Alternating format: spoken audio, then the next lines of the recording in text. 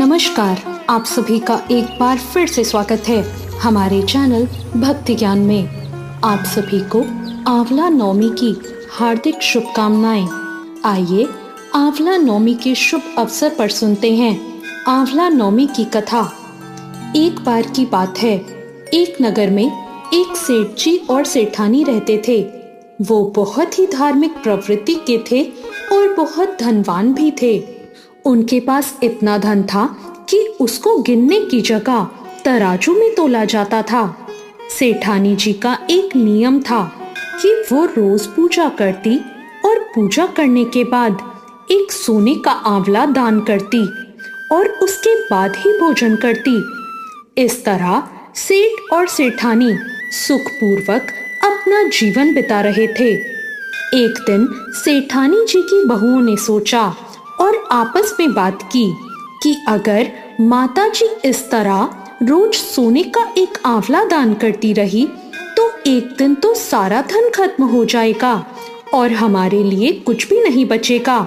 ये सोचकर उन्होंने सेठानी जी से कहा, माताजी, आप सोने के आंवले की जगह एक सादा आंवला दान किया करो।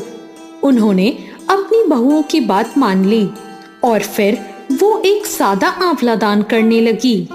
लेकिन कुछ समय बाद बहुओं को वो सादा आंवला दान करना भी अच्छा नहीं लगा।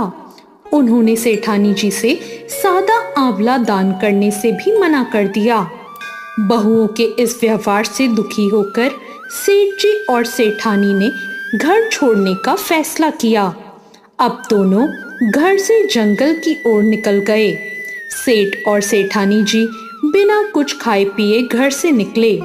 चलते चलते अब रात हो गई थी तो वो एक घने पेड़ के नीचे जाकर सो गए।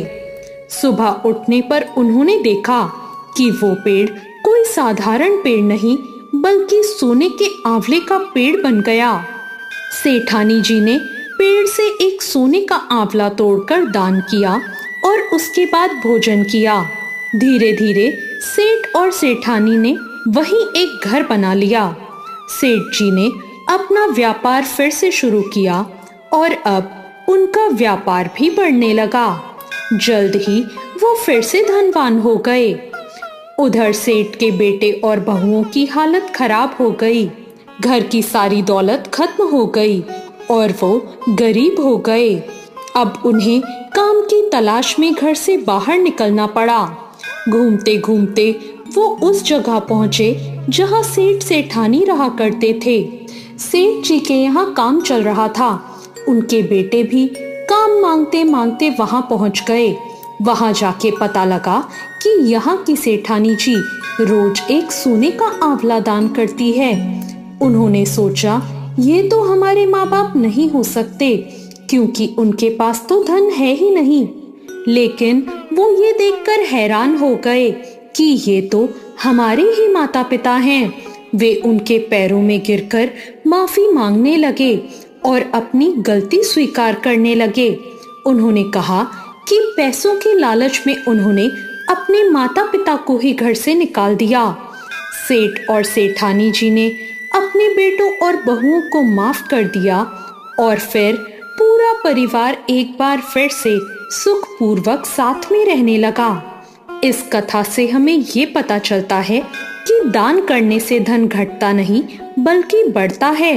बहुओं के लालच की वजह से उन्हें दुख उठाना पड़ा, जबकि सेठ और सेठानी जी की दान की आदत से, सच्चे मन की भक्ति से भगवान ने उन्हें फिर से धनवान बना दिया। तो ये थी आज की कथा। आंवला नवमी का व्रत अश्विन माह की शुक्ल पक्ष की नौमी तिथि को रखा जाता है। आंवला नवमी के दिन भगवान विष्णु ने कुष्मांडे नाम के दैत्य को मारा और साथ ही आंवला नवमी पर भगवान श्री कृष्ण ने कंस का वध करने से पहले 3 वनों की परिक्रमा की थी। इस दिन सभी महिलाएं अपने परिवार की सुख समृद्धि के लिए उपवास रखती हैं। इस दिन आंवले के पेड़ के नीचे भोजन बनाने और उसे ग्रहण करने का विशेष महत्व होता है। इससे उत्तम स्वास्थ्य मिलता है और धन की कमी नहीं होती। व्रत के दिन सुबह स्नान करें और साफ कपड़े पहने। आंवले के पेड़ के नीचे पूजा करें। आंवले के पेड़ पर जल और पुष्प चढ़ाएं। आंवले के पेड़ की परिक्रमा भी करें और भगवान विष्णु की पूजा करें। व्रत के दिन केवल फल और जल ग्रहण करें। रात में आंवले के पेड़ के नीचे बैठकर ध्यान करें और व्रत के अगले दिन सुबह आंवले के पेड़ के नीचे बैठकर भोजन करें। इस व्रत को करने से स्वास्थ्य और दीर्घ आयु होने का वरदान मिलता है, हमारे पापों की क्षमा मिलती है और भगवान विष्णु की कृपा होती है। माना जाता है इसे करने से घर में सुख समृद्धि आती है और व्रत करने से आत्मशुद्धि और मानसिक शांति भी मिलती है। आपको आज की ये कथा कैसी लगी कमेंट करके जरूर बताएं। साथ ही मेरे चैनल भक्ति ज्ञान को सब्सक्राइब करना ना भूलें। धन्यवाद।